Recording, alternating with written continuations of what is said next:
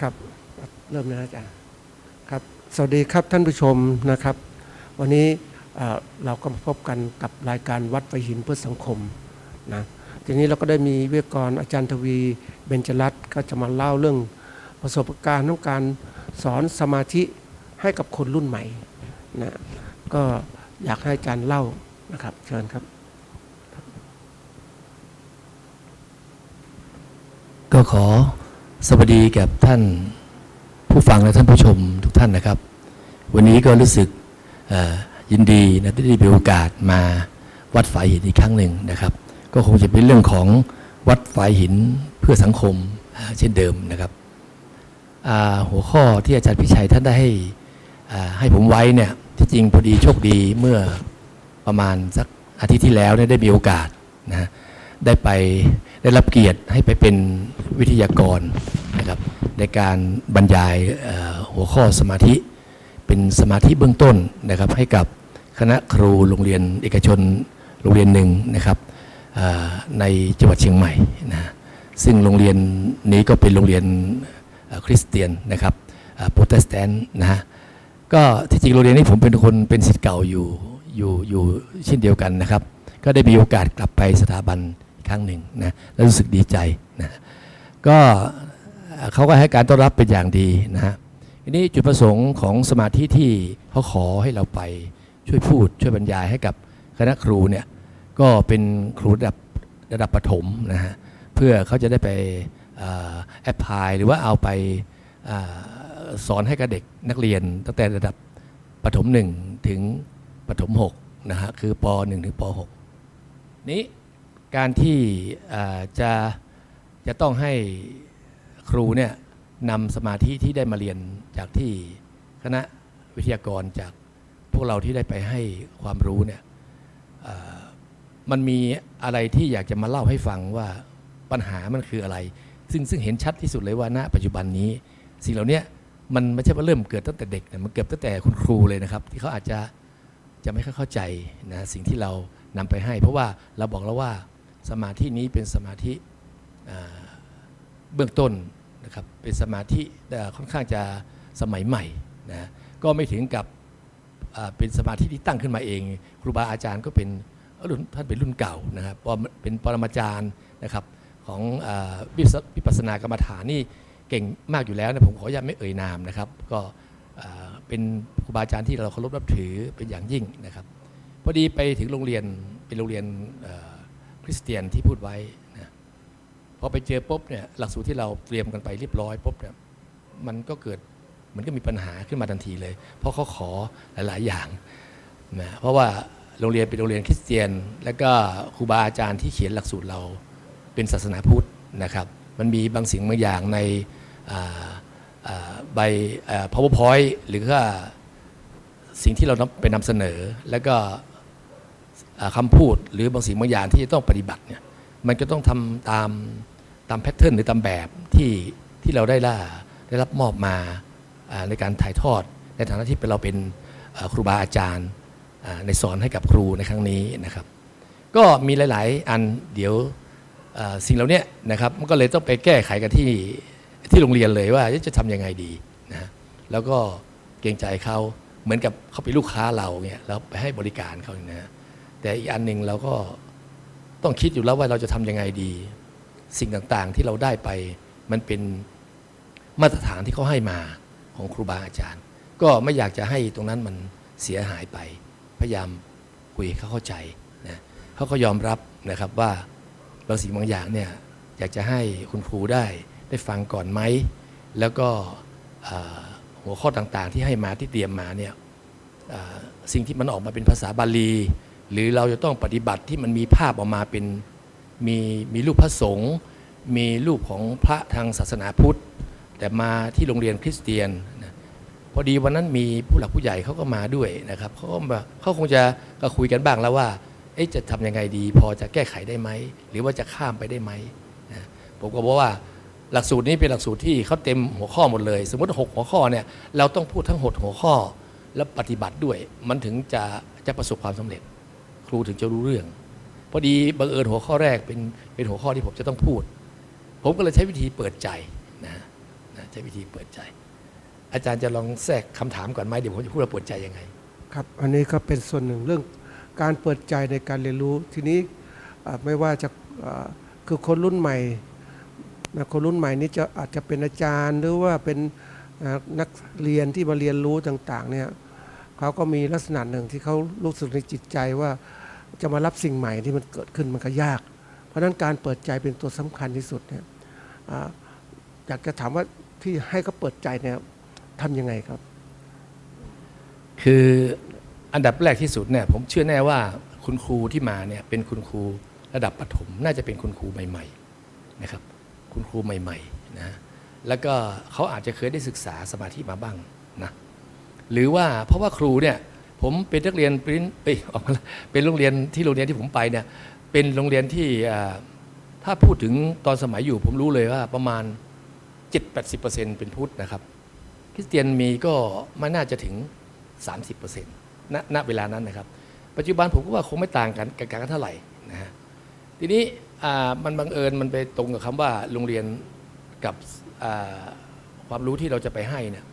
มันเป็นคนละศาสนากันซึ่งเราบอกตั้งแต่แรกแล้วว่าสมาธิที่เรานำไปเนี่ยเป็นสมาธิไฮเทคเป็นสมาธิที่คนทุกชนชั้นทุกเพศทุกวัยทุกชาติทุกศาสนาสามารถเรียนได้หมดนะครับแล้วเขาก็ถามกลับมาว่าแล้วทำไมมันเป็นภาษาบาลีเป็นภาษาพุทธบางอันที่ต้องปฏิบัติหรือพุทธยกย่องยกตัวอย่างผมว่าสิ่งต่างๆที่ประกอบในการเรียนการสอนหรือการฝึกปฏิบัติมันเป็นต้นฉบับมาจากของครูบาอาจารย์ที่เป็นพุทธเขียนมานะมันเหมือนกับถ้าเราเปรียบก็เป็นเหมือนกับรถอ่ะมันมีอ็อกเซสซอรี่นะครับคืออุปกรณ์ที่เราประกอบมาน่ะถ้าเป็นภาษาพุทธเขาก็เหมือนว่าอุปกรณ์ที่ตกแต่งถ้าเราไม่ใช้เราก็ออกได้แล้วก็เอาของคุณที่คุณชอบน่ะเอามาใส่แทนได้ซึ่งมันก็ไม่น่าเสียหายเพราะจุดแก่นแท้ของสมาธิมันเป็นการดำเนินเรื่องของจิตไม่ใช่เรื่องของศาสนาเขาก็โอเคเข้าใจไประดับหนึ่ง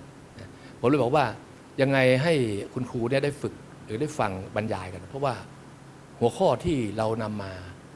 มาสอนมาอธิบายเนี่ยเป็นหัวข้อที่สอนสำหรับครูแล้วเขาก็ยังบอกว่าจะหยิบเอาเฉพาะเอาที่สอนเด็กได้ไหมผมว่าไม่ได้ครับวันนี้ผมมาสอนครูจะต้องนำสิ่งที่ครูได้รับวันนี้เนี่ยนะครับแอพพลายให้ใช้ให้ได้ฉะนั้นผมถึงมาเปิดใจครูก่อนในหัวข้อแรกนี่แหละผมก็มาพูดถึงเรื่องจิตเรื่องกายเรื่องอะไรพวกนี้ให้เขาฟังนะเขาถึงจะมายอมรับว่ามันก็น่าจะฟังต่อไปก่อนนะครับอย่างเงี้ยอันนี้ถูกทางแล้วให้คุณครูได้รู้นะว่าการที่จะสอนเด็กครูต้องรู้ก่อนนะทีนี้อาจารย์มีอะไรจะเสริมตรงนี้ไหมครับขอเสริมที่อาจารย์ทวีพูดถึงนะว่าเหมือนครูจะไปสอนเด็กเนี่ยเหมือนครูว่ายน้ำทีนี้ถ้าเป็นครูสอนว่ายน้ำเนี่ยถ้าตัวเองไม่เป็นแล้วนะจะไปฝึกยังไงดังนั้นที่อาจารย์ทวีทำมาถูกแล้วว่าครูต้องเข้าใจก่อนแม้แต่จะเปลี่ยนภาษาบาลีมาจากสมาธิมาสู่ meditation หรืออะไรต่างๆเหล่านี้เราก็สามารถยกมาได้แต่ว่าเนื่องจากตำราเนี่ยมันมาจากสายนี้ก่อนเราก็ต้องให้เกียรติเจ้าตำราผมก็คิดว่าอย่างนั้นขอบคุณครับครับถูกต้องเลยครับอาจารย์สวิทย์พูดถูกทีนี้เมื่อเปิดใจของอาจารย์แล้วเนี่ยและเปิดใจเด็กยังไงคือที่ไปบรรยายนี่มันเป็นหัวข้อที่สำหรับคุณครูเขาเรียนอย่างผมพูดก็เหมือนท่านอาจารย์สวิทย์พูดนี่แหละผมบอกว่ายังไงเนี่ยขอให้คุณครูเนี่ยฟังเสร็จแล้วก็คุณครูลองปฏิบัตินึกถึงความเป็นจริงแต่ละหัวข้อที่กำลังให้กับคุณครูเนี่ยนะครับแล้วคุณครูลองคิดดูว่าอันไหนส่วนไหนที่คุณครูไม่เข้าใจหรือครูเข้าใจแล้วนะครับคุณครูก็เอาตรงนั้นนะครับเอาไปจับเฉพาะที่ว่าเด็กเขาควรจะได้เนี่ยอย่างเช่นการปฏิบัติเนี่ยจิตมันคืออะไรทำไมต้องไปเกี่ยวกับเรื่องจิตทำไมไปโฟกัสเรื่องของจิตเป็นอยู่ตรงไหนอะไรคือกายอะไรคือจิตอย่างเงี้ยนะผมพยายามจะพูดให้ละเอียดที่สุดเลยตอนเปิดใจนะฮะเด็กมันจะถึงรู้เรื่องไม่ใช่ว่าโผล่ไปก็ให้เด็กไปเดินจงกรมให้เด็กไปนั่งสมาธิบริกรรมคำอะไรก็ได้ไว้ในใจนะคำว่าพุทโธเนี่ยมันเป็นว่าคำรู้ก่อนเป็นคำบริสุทธิ์นะครับผู้รู้ผู้ตื่นผู้เบิกบานผมไม่ได้หมายถึงว่าพุทโธนี่คือพระพุทธเจ้า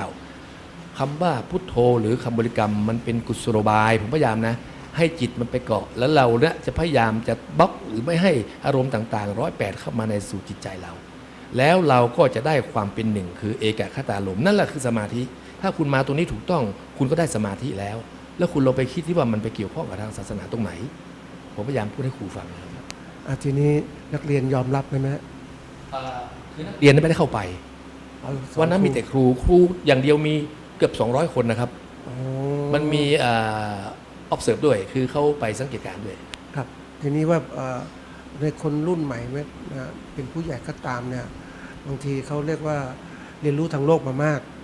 นะเอาวิชาการต่างๆ แต่การจะมาเรียนรู้เรื่องพื้นฐานของความเข้าใจเรื่องจิตต่างๆเนี่ยมันยากเหมือนกันนะอันนี้ว่าอย่างที่บอกว่าจิตของเราเนี่ยก็คือผู้คิดผู้นึกจิตของเราเป็นผู้คิดผู้นึกรับรู้อารมณ์ต่างๆเนี่ยเมื่อเกิดอารมณ์หลายอารมณ์ก็สร้างเป็นปัญหาความเครียดต่างๆนี่ถ้าเราหยุดระงับอารมณ์ต่างๆได้ก็ต้องฝึกให้มีอารมณ์เดียวสมาธิคือความตั้งมั่นแห่งจิตที่มีอารมณ์เดียวนี่มันก็คงยากเหมือนกันคนส่วนใหญ่เนี่ยเขาบอกว่าอยู่กับโลกปัจจุบันเขาเป็นโลกอย่างนี้จิตใจจะเปลี่ยนไปตามสภาวะต่างๆที่เกิดขึ้น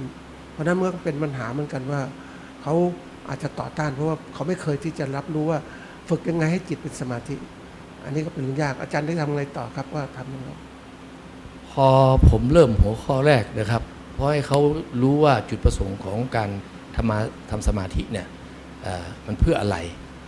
แล้วก็ผมก็พยายามตอบตั้งคำถามแล้วก็ตอบให้เข้าไปเลยไม่ต้องไปถามเขาละตั้งแล้วก็ตอบตั้งแล้วตอบนะฮะคือผมพยายามพูดให้เขาเข้าใจว่า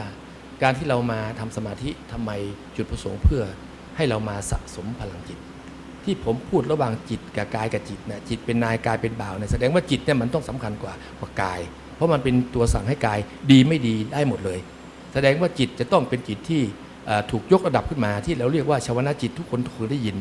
มันเป็นจิตที่ดีกว่าจิตปกติที่เรามีอยู่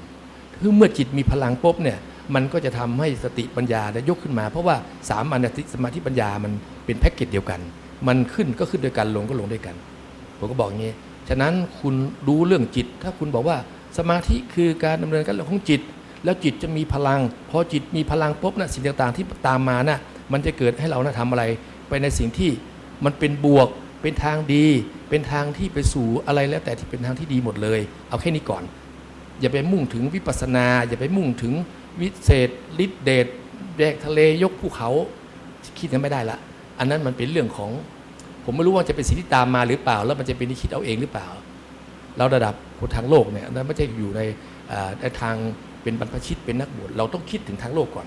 เอาจิตเราดีไว้ก่อนนะครับแล้วเราจะไปเจอประโยชน์12ข้อในหัวข้อต่อไปนี่ผมจะพยายามพูดให้เขาฟังอันนี้ก็ถือว่าเป็นการเปิดโลกเปิดจิตใจให้เขายอมรับเหตุและผลซึ่งคนปัจจุบันเวลาทำอะไรก็อย่างที่บอกว่าต้องการเห็นผลทันทีนะก็ถ้าเห็นผลแบบเชิงประจักษ์ได้ก็จะดีมากเลยอยากจะเห็นทีนี้ว่ากรณีเนี้ยเขาเริ่มปฏิบัติแล้วเนี่ยเขาเริ่มเห็นในจิตใจเขามันหรือยังว่ามันดีหรือเปล่าที่จะทำสมาธิอย่างนี้ผมมาดูตอนจบคอร์สมันใช้เวลาไวครึ่งวันเองจริงว่า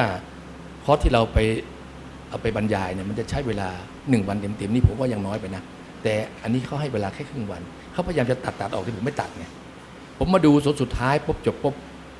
เอาผุดที่ออกมาจากที่อาจารย์เขามานั่งคุยกับผมบอกโอ้โหดีจังเลยผมเคยไปฝึกไปอะไรมาหลายๆที่นะบางทีมันทำให้ผมไม่เปิดใจผมถึงไม่ได้อะไรเลยแต่พออาจารย์ทวีมาพูดตอนแรกๆเนี่ยผมถึงมาเข้าใจว่าโอ้โหอันนี้มันเหมาะสำหรับบุคคลทั่วไปจริงๆเพราะเด็กยุคใหม่เนี่ยถ้าไปพูดโทษนะครับผมก็ได้ว่าถ้าคุณไปพูดเริ่มต้นภาษาบาลีมันก็ปิดใจแล้วแหละนะครับอย่าไปพูดเลยต้องแปลไปแล้วถอดเป็นภาษาพูดออกไปให้เขาเลยเขาถึงจะเอาดูดีไม่ดีอย่าไปพูดบาลีให้เขานะครับปุ๊บนั่นไม่ได้เลยต้องพยายามพูดแล้วก็แปลออกมาให้เขาฟังแล้วถึงจะไปนี่เขาเด็กรุ่นใหม่นี่นะเขาเกิดมาเนี่ยเขามันเป็นคนยุคนี้มันจะมีทางตะวันตกตะวันออกอะไรมันเข้ามาเยอะแยะมากเลยความเจริญทางด้านนี้มายิ่งโซเชียลเดี๋ยวนี้เขาถือว่า